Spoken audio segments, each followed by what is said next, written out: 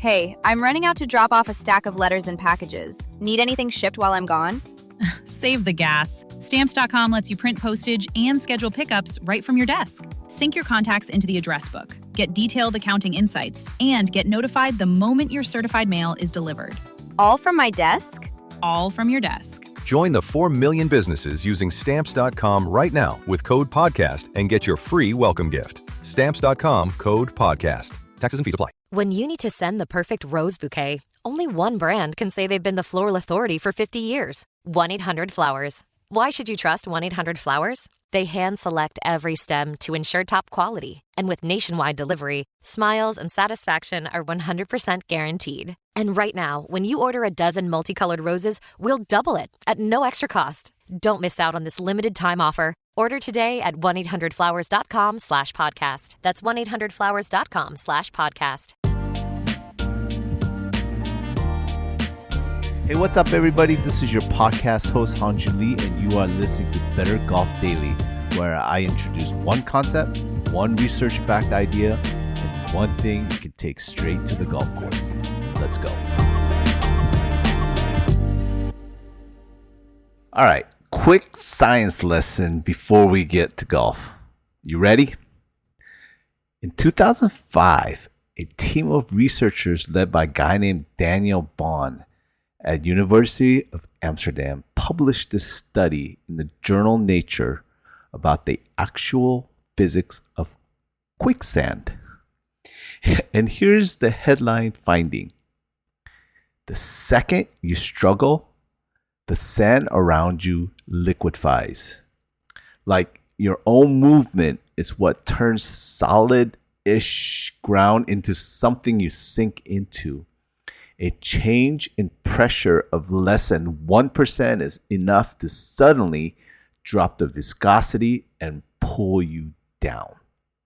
And get this, to pull your feet out at just 1 centimeter per second takes about the same force as lifting a medium-sized car. Or with just 1 foot, a car worth of force. Well, that explains a lot, actually, because the popular image of quicksand is what? Someone thrashing around, screaming, and getting sucked under. The thrashing part is real, but here's the thing. It's the thrashing that traps you, not the sand itself. The actual advice from the research is almost the opposite of what your instinct screams at you to do.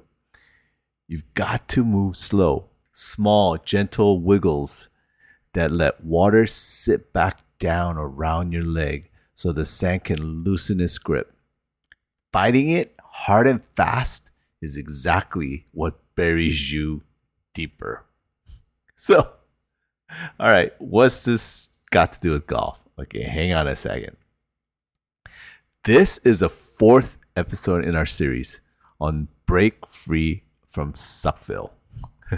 It's a book written by Dr. Bhrett McCabe, and I think this is the episode the title of the book is basically pointing at, because McCabe used this exact metaphor. He talks about recognizing the quicksand you're in when you're stuck in Suckville, that gap between how good you think you should be and how you're actually playing. And how the way out starts with changing how you think and act, not with fighting harder. And if you played bad golf for more than about 45 minutes in your life, you already know exactly what quicksand golf feels like. You make a bogey, fine, no biggie. Then you get a little tight over the next tee shot because you're trying to fix it immediately. And you push one to the right. Now you're annoyed, so you grip it a little harder on the recovery shot.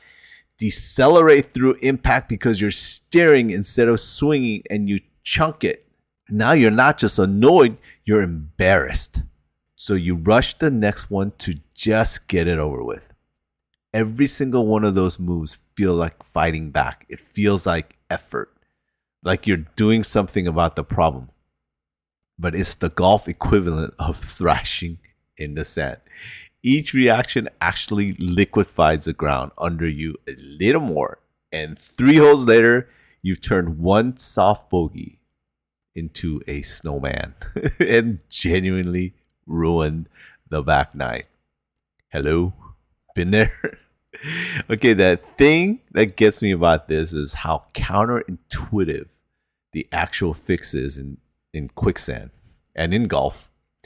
Your gut, when things start going sideways, screams at you to do something.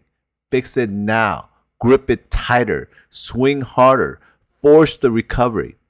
But the research says slow down. Make small, deliberate moves. Let the pressure release instead of fighting it directly. On the course, that might look like literally just slowing your pace between shots, taking one extra breath before you tee up on the next hole, consciously loosening your grip pressure instead of white-knuckling it. Even something as simple as picking a smaller, safer target instead of trying to hero shot your way back to even. None of that feels like doing enough in the moment. It feels almost too passive. But that's exactly the point. The aggressive response is the one that will sink you. So next time you feel a round start to slide, I want you to actually picture it. You're not fighting a bad round. You're standing in quicksand. And every hard, fast, angry reaction is a thrash that pulls you down another few inches. The way out is slower than your instincts want. Loosen the grip, literally and mentally. Take the smaller shot. Let a hole go instead of forcing a hero recovery. And give the ground a second to let go of you instead of yanking against it. All right? Okay. Thanks for tuning in, everyone. Talk to you next time. Until then, the harder you fight a bad hole, the tighter it holds on. You gotta loosen up and just let it go. All right, bye for now.